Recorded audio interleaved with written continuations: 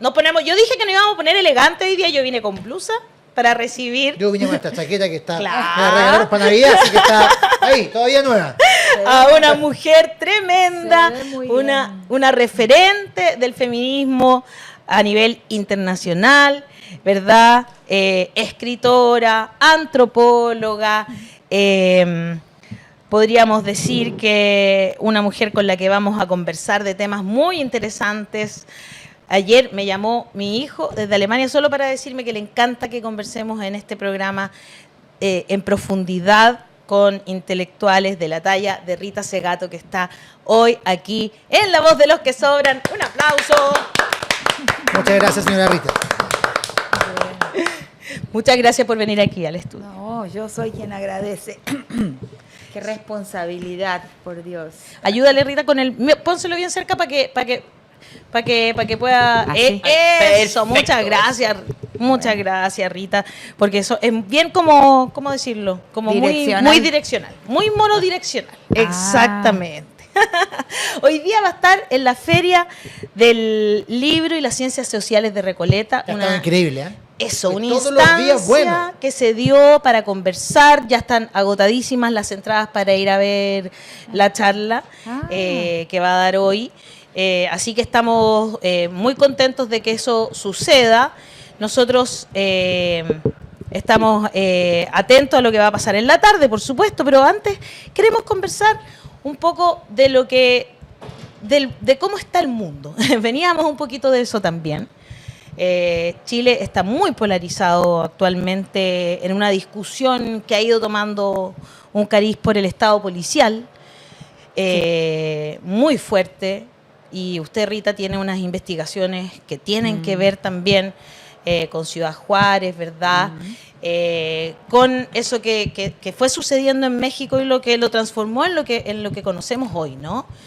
Entonces quería partir por preguntarle un poco por eso, por el avance de los discursos fascistas en el mundo y que nos tiene tan preocupados a quienes creemos en otras cosas como los derechos humanos. Más encima Chile, que se cumplen 50 años del golpe militar y tenemos este tipo de discursos dando vuelta. Sí, claro, y he estado curioseando un poco en el hotel, prendiendo la televisión, escuchando. Wow. Y en primer lugar quiero decir lo siguiente.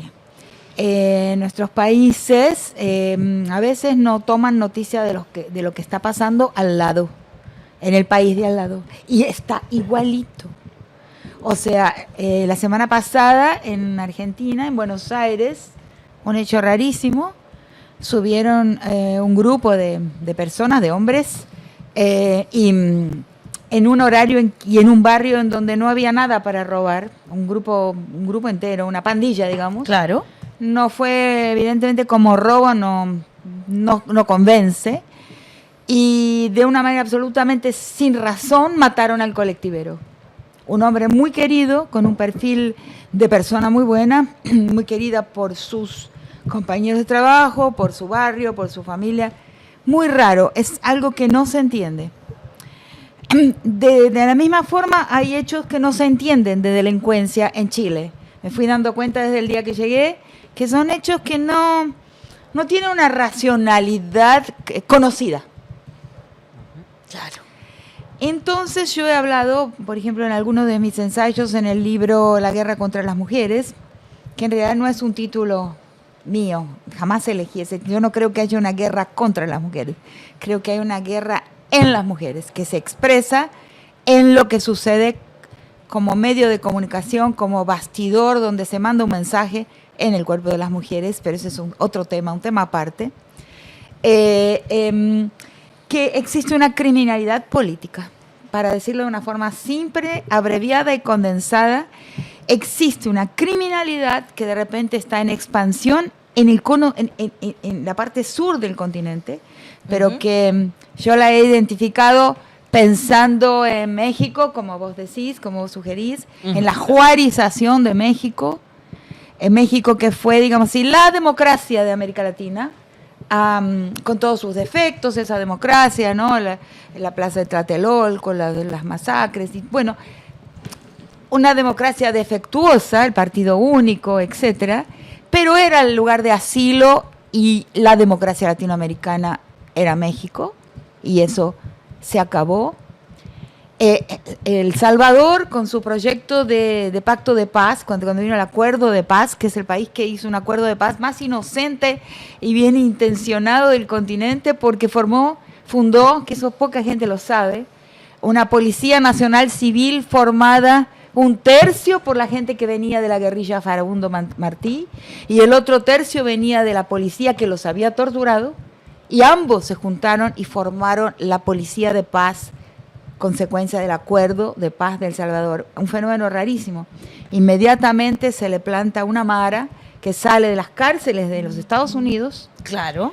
Unos pandilleros que estaban presos, se le planta ahí y no se pueden liberar más de ese problema. Entonces yo creo, para hacer una síntesis a partir de esas cosas que he conocido por trabajos directamente, Claro. de que existe una criminalidad que en realidad es el golpe a la democracia. Es la manera en que se da hoy el golpe a las democracias en nuestros países. Y hay que tomarlo muy seriamente y considerarlo muy seriamente, porque en nuestros países pandillas son novedosas, son una novedad. Sí. Entonces ya el golpe a la democracia ya no es más por un grupo de militares con charreteras y uniformes, pero viene desde abajo, desde otro lugar. Y eso quisiera decir aquí, porque tenemos que tomar conciencia de que, bueno, yo pienso con sospecha. Son Wow. coincidencias muy sorprendentes al mismo tiempo. Exacto. Hay que sospechar.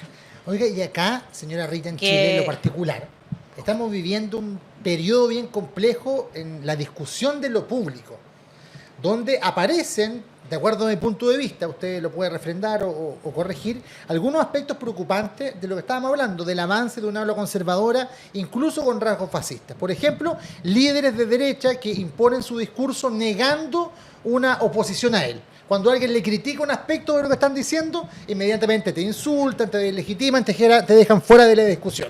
Persecución a los medios independientes, lo intentan acallar. Control de los grandes medios del poder económico. Y sobre todo las cosas, tratar de borrar todo lo que ocurrió con la revuelta social. Hoy día conceptos como octubrismo, como desigualdad, como todo lo que pensamos era un consenso en octubre del 2019, hoy día hay gente que lo considera casi un atentado a la democracia el recordarlo, el solo hacer mención a ello, porque prefieren meterlo debajo de la alfombra. Y eso me parece que en el aspecto de lo que debiera ser una discusión pública, social, es muy peligroso.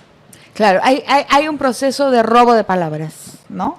En mi país también, ¿no? Por ejemplo, hay un líder feroz, maleducado, bruto, torpe. ¿Milei? Es Milei, que se llama libertario. Sí. O sea, Absolutamente. yo la voy a seguir usando la palabra libertario y libertaria. Increíble. Porque me la robaron. O sea, entonces, estamos en un momento complicado porque hay estrategias muy poderosas por parte de aquellas personas que están, de aquellos grupos y personas que están del lado de los dueños del mundo. El mundo hoy está refeudalizado, o sea, yo no hablo más siquiera de desigualdad, yo hablo de dueñidad. Es un mundo de dueños, donde hay un adueñamiento claro, ¿no?, de la vida y de la muerte, donde hay personas, donde la ley, donde el derecho se transformó en un discurso ficcional, en una ficción.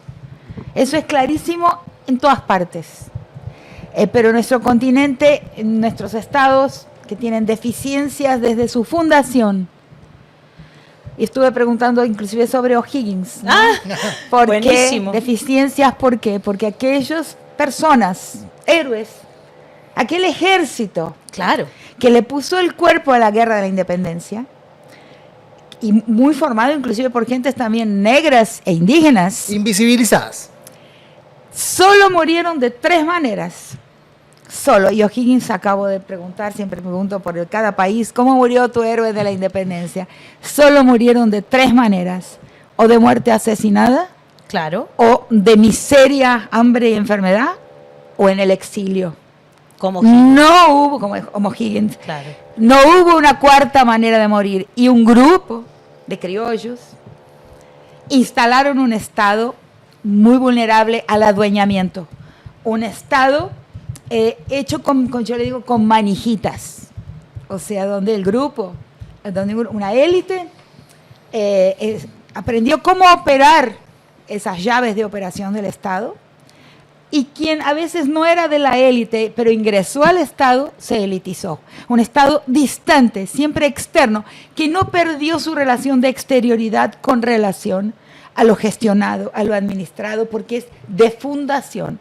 O sea, en su fundación, un grupo trasladó el Estado metropolitano ultramarino, lo trasladó al territorio, pero continuó con su visión externa con relación a las gentes, con relación a los territorios y a las riquezas de ese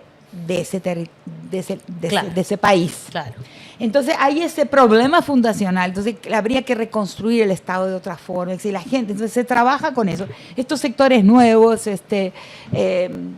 fascistas, de ultraderecha, corporativos, las iglesias corporativas, o sea, las iglesias que tienen pactos profundos, o sea, emisarias de las corporaciones, ¿no? Trabajan con eso, trabajan sabiendo de la distancia del Estado, de las instituciones, de los partidos, con relación a lo que gestiona, a lo mejor con relación a lo que administra, con relación a la realidad de la gente, las gentes. Y también con otro elemento que yo llamo el siglo XXI, el siglo del rencor y del resentimiento. El resentimiento de la gente. Y tenemos que darnos cuenta de que hay un resentimiento general, hay un rencor general que las políticas corporativas, que quiere decir de ultraderecha, que trabajan para los dueños de la vida y de la muerte, para los dueños de la gran riqueza, han aprendido a utilizar el rencor, el resentimiento, la insatisfacción colectiva para ganar sus votos y sus adhesiones. Ahora, lo que hay que entender es por qué la gente está tan llena de odio y tan resentida. Sí. ¿Dónde viene ese fracaso colectivo, ese sentimiento de que no pude ser protagonista de mi destino? No pude salir en la televisión, por ejemplo. Por ejemplo. Claro, y hoy día por eso tienen las redes sociales también.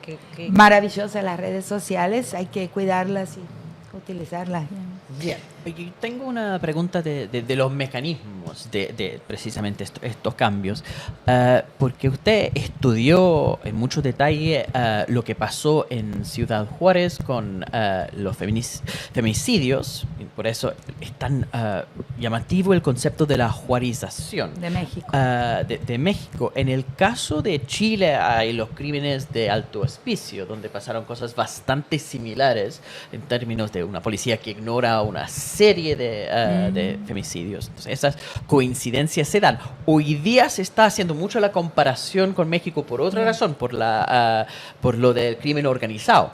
Entonces, lo que me sigue dando vueltas a esa frase que ocupaste es que pienso con sospecha de las coincidencias. Exacto. Esa sincronicidad, digamos, entre Ciudad Juárez y lo que pasó en Alto Hospicio, hay ciertas cosas que están en común y parece que hay más cosas. ¿Cómo ves esas coincidencias? ¿Cuál fue la entonces? fecha de Alto Hospicio? Fue en los 90.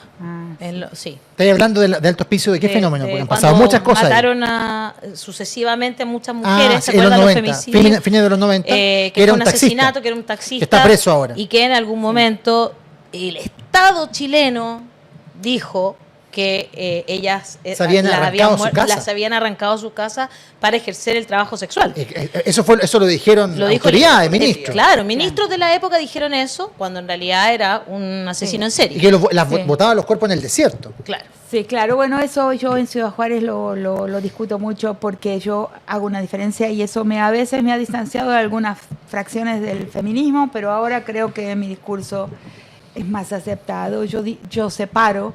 Todos son crímenes de género, tienen que ver con una estructura que es el patriarcado, que es un orden político de desigualdad casi originaria, muy arcaico en la historia de la especie, pero yo dentro de los crímenes de género hago diferencias. Para mí el crimen por supuesto. Ciudad Juárez no son crímenes seriales de ninguna manera. No es un crimen de un autor serial, ni de dos autores seriales, ni de tres autores seriales. Es un crimen de otro tipo. Luego, también distingo los crímenes, los feminicidios íntimos. Claro. Y discrimino, separo los feminicidios que asociados a lo que se llama las nuevas formas de la guerra. Por ejemplo, las pandillas, la mafialización, el control pandillesco y mafioso de espacios cada vez más amplios en algunos países, como en México, en Colombia, el país más, donde pasó eso antes, claro, digamos, hace más tiempo que sucede, en El Salvador, en Guatemala, en Honduras, ese control que es un verdadero paraestado, que es a eso que le llamo un golpe a la democracia, no tiene nada que ver con crímenes de seriales, con crímenes que tienen que ver con psiques particulares. Son crímenes plenamente de dominación, de control territorial y de ataque a la democracia. Perfecto. Hay una cosa de la reacción de los estados, eso sí, en que porque hay una cosa es lo que impulsa esa ola de violencia y los feminicidios en Ciudad Juárez. Otra cosa es que sí, hay un paraestado, el Estado no logra cómo frenar eso. No logra porque no consigue comprender. O sea, ese mi discurso está circulando hace mucho tiempo. Y hay gente que me cita, pero yo a veces me doy cuenta de gente que me cita y no entiende lo que dije. Qué loco es eso. Muy frustrante. Yo estoy diciendo que hay un tipo de crímenes, de feminicidios que tienen que ver con la expansión de un subsuelo paraestatal de control de la vida. Ahora lo digo con más claridad que cuando escribí el texto sobre Ciudad Juárez, y digo que hay una paraeconomía, una paralegalidad, que quiere decir que son normas de cómo se puede, y castigos, formas de proceso y de castigos tremendos propios de ese subestrato, digamos, de esa napa subterránea que controla la vida de barrios enteros, o sea, de territorios cada vez más amplios en las periferias de las ciudades, por ejemplo.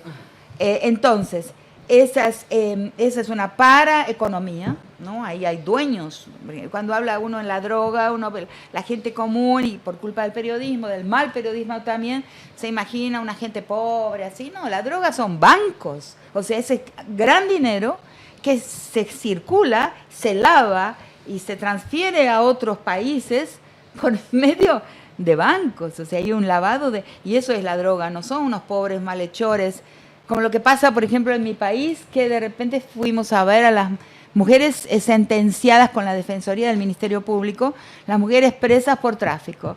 Son mujeres generalmente bolivianas, presas por llevar, qué sé yo, 20 gramos, mientras las avionetas, y mientras los containers, y por mientras el mar los llegan submarinos toneladas artesanales pasan. No hay uno solo preso de los grandes traficantes. Esos son para que la policía y los jueces muestren trabajo, prenden a unas pobres mujeres que a veces han traficado para comprar remedios para sus hijos, por ejemplo. Estoy hablando de casos reales. Por supuesto. Entonces, lo que es muy importante es que enseñemos, lo que estamos hablando, lo que trabajamos de hablar, a hilar fino, o sea, a comprender con precisión, con detalle las diferencias de la forma de criminalidad. Y sobre todo, muy especialmente, la criminalidad contra las mujeres. Es necesario hilar fino, entender las especificidades. Entonces yo hablo en esa napa subterránea de control de la vida y de control de fragmentos, parcelas cada vez más amplias de la sociedad, hay una paraeconomía, o sea, dineros no declarados de propiedad, de riquezas no declaradas, y hay un blog que se llama Tax Justice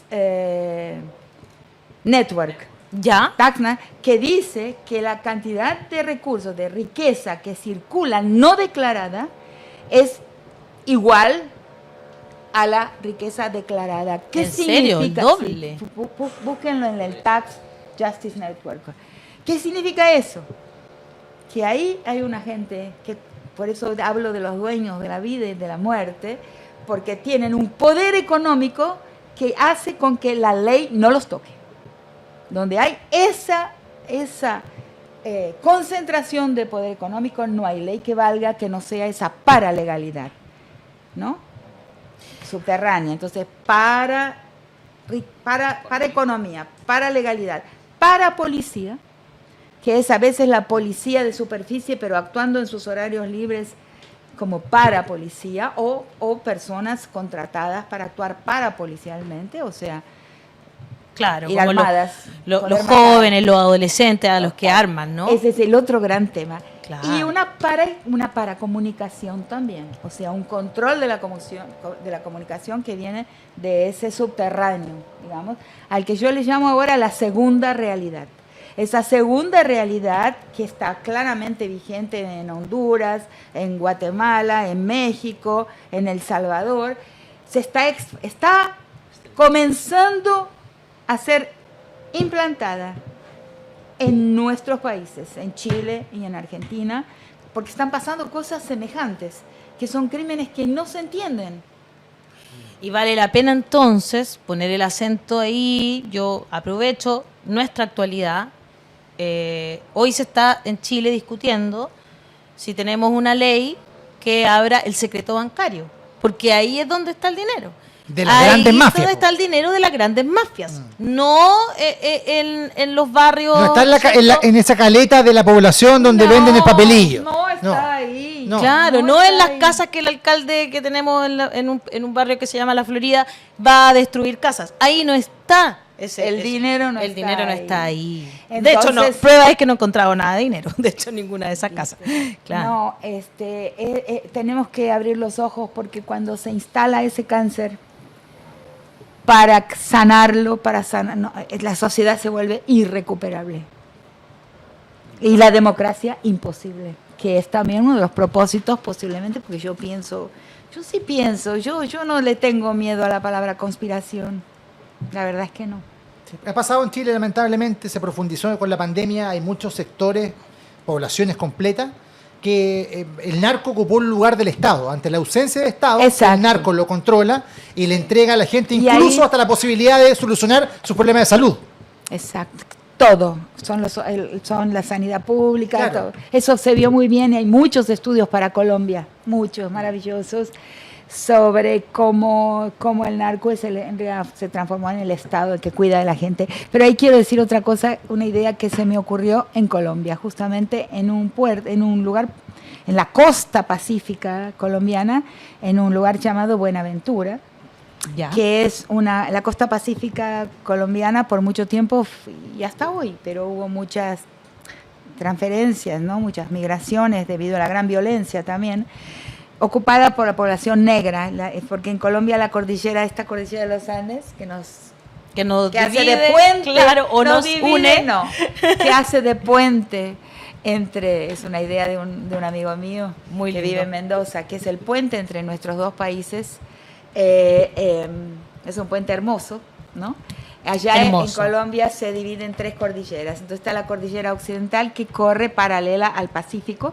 Ya. Y al lado, a las espaldas de esa cordillera vive una población negra todo a lo largo del Pacífico. Entonces ya de repente empezaron a haber crímenes muy horribles, lugares de picaderos, de cuerpos, de crucifixión, asesinatos de mujeres terrible. con gran crueldad, altos niveles de crueldad. Entonces, y esa guerra no es la guerra de la FARC, de la guerrilla contra el Estado, porque hay también una ficción que se construye de que la gran violencia colombiana es la guerra de la guerrilla con el Estado. No, los paramilitares que luego se transformaron en otros tipos de labor, digamos, pero continuaron violentísimos. Y bueno, en esa región entonces las grandes empresas inmobiliarias contratan pandillas para estos crímenes, para que la gente se vaya y libre el espacio, porque los habitantes de esa región tienen derechos por la Constitución de 1991 a habitar, porque fue su territorio tradicional. Entonces la forma que tiene de ponerlos a correr y limpiar territorio para instalar 3 puertos y para instalar un sector hotelero para los empresarios que van, como si fuera Iquique. Perfecto. Pero allá en Buenaventura. Entonces una vez una muchacha en el público se levanta y me dice, ¿y cómo paramos esta guerra? Que no se puede parar mediante Claro. un pacto, mediante un armisticio.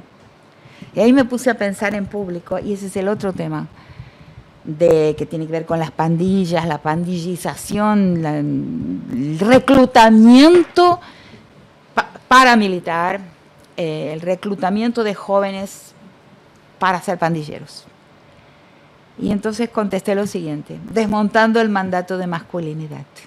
Ajá. Porque es a veces, porque está en la formación de un niño de 13, 14 años, tener que mostrarse macho, muchas veces matando o mostrando una capacidad de callo y de crueldad inmensa para que le digan hombre. Entonces, si se desmonta ese mandato de masculinidad, el reclutamiento para ese tipo de militarización, de paramilitarización, va a caer. Nadie va a querer morir antes de tiempo para mostrarse macho. Wow. Ahí entramos en el feminismo, justamente por eso yo decía, cuando recién presentaba a Rita, que es una referente para el mundo del feminismo. Como usted dice, también no teme pelearse con ciertos feminismos. No. Para poder reflexionar. Y eso me parece muy interesante, y que lo hagamos además de esta manera, ¿no? En vivo, hablando sobre el mandato de la masculinidad. Qué complejo, porque yo siento que en Chile estamos entrando en esto, y seguramente en Argentina, que no me cabe duda que también. Sí. Y lo estamos viendo, lo vemos poco a poco, ¿ah? Vemos como se pelea por quién es más masculino, incluso siendo mujer u hombre, ¿ah? Aquí no. El poder. Exacto. Es un lenguaje del poder. Es el lenguaje del poder. ¿Y qué alcalde da la frase más rimbombante para aparecer en los medios de comunicación hegemónicas? Y todas esas frases son agresivas. Exacto. Qué mal. Por ejemplo, yo no uso siquiera la palabra empoderamiento, que es una palabra muy cara para el feminismo, muy querida del feminismo, empoderar a las mujeres. No lo uso, porque el poder es un sub y baja, ¿no? Donde hay poder, hay despoder. No me gusta, la palabra la detesto en todas sus versiones. No creo que las mujeres debemos tomar el poder, por ejemplo. Es una estupidez.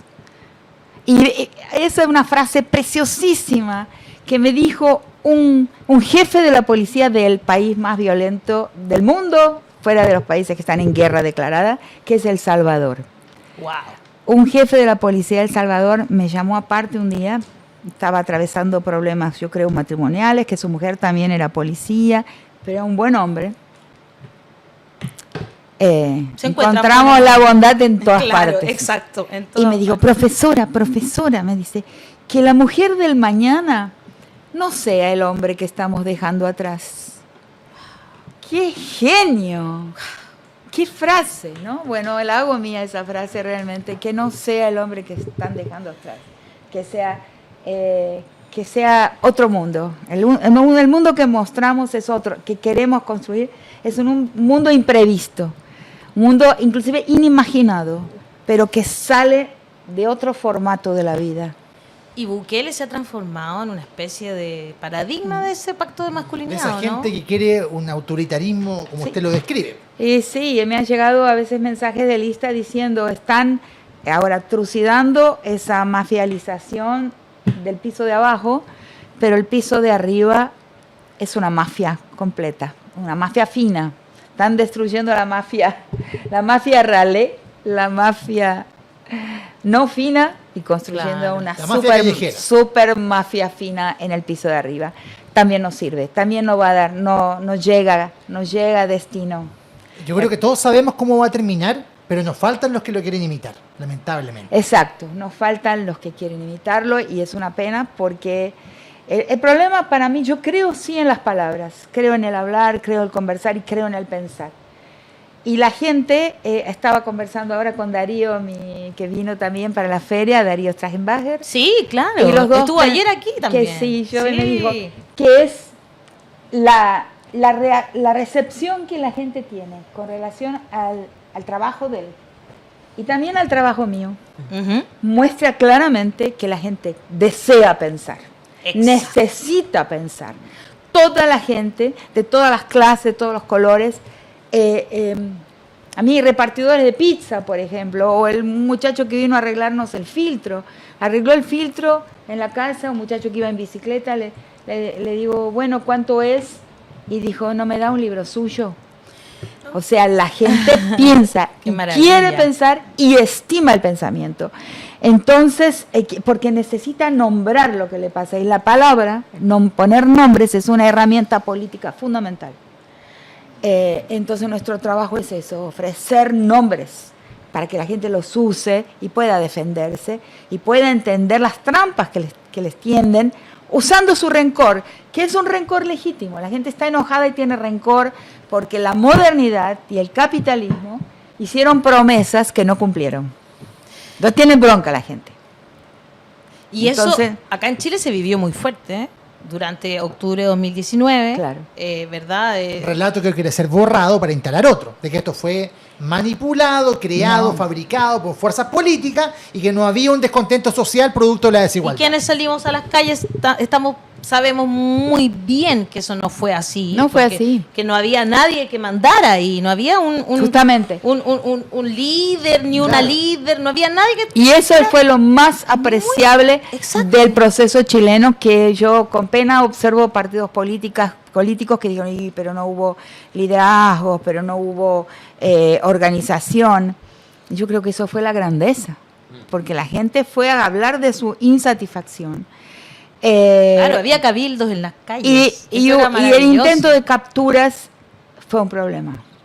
El intento de capturas, para mí, humildemente, mi comprensión de la política es que todo intento de captura termina mal. Yo estuve en el Caupolicanazo, Maravilloso fue, sí. Entonces, en una partecita me tocó hablar unos 10 minutitos y yo dije, cuidado, dije, porque hay dos cosas, está el proceso y el producto. El producto no importa, el resultado, lo dije antes del resultado del plebiscito, el resultado no importa, lo que importa es el proceso, y lo enfaticé, pero a veces me cuesta hacerme entender. Pero parece que no se entendió, claro, porque ahí es donde equivocamos mucho, seguramente. Me encanta su reflexión, Rita. Yo no puedo más que compartir sus palabras. Siempre me ha molestado la palabra empoderamiento y ahora entiendo por qué. Creo que no hay mejor manera de decirlo, digamos. Y que... ¿Qué vamos a encontrar hoy día? Porque tenemos, a ver, yo quiero hacer una aclaración. Rita se presenta, ayer fue firma de libros, ¿verdad? Ayer fue Está la firma de ficha. libros, ahí está. Y hoy día, martes 11 de abril, porque me han llegado muchísimas preguntas respecto de esto, es la presentación del libro Santos y Daimones, que es una obra que podríamos decir muy importante dentro de la literatura de Rita Segato. Esto es un libro que habla sobre el politeísmo afro-brasileño y la tradición arquetipal. Hay un poco de lo que estamos tratando, pero hace muchos años ya que fue escrito, Sí. ¿no? Es Sí, muy pero interesante también- que lo presentemos ahora, digamos. Sí, A porque los ojos de voy hoy. a explicar lo que significó en mi trayecto posterior, pero también voy a hablar porque hay un último libro que se llama Escenas de un pensamiento incómodo, Ok. que vendría a ser... Qué buen título. Qué buen título. qué buen El título. no es mío, porque cuando un periodista argentino que se llama Reinaldo Setecase, fundamos una cátedra en la Universidad de San Martín, y me llaman y me dicen, bueno, ¿qué nombre le ponemos a la cátedra? ¿Qué nombre le ponemos? Y estaba en una mesa, en una cena lejos este periodista, y me dice, Rita Segato de pensamiento incómodo. Y me ofendí. Me ofendí. Claro. ¿Por qué? Sí, porque cuando vos pensás, incomodas, molestas. Estupendo, lo que tenemos que hacer, por lo menos los periodistas Gran deberíamos cumplido. aprender de eso mucho. Entonces voy a hablar también de ese otro libro, que es el último. Este es el primero, y 28 años después Pues viene el... viene Eh, la historia eh, del pensamiento. Pero solo llegaron 3 porque están saliendo ahora calentitos del horno de la imprenta en Perfecto. Argentina para la Feria del Libro de allá, ¿no?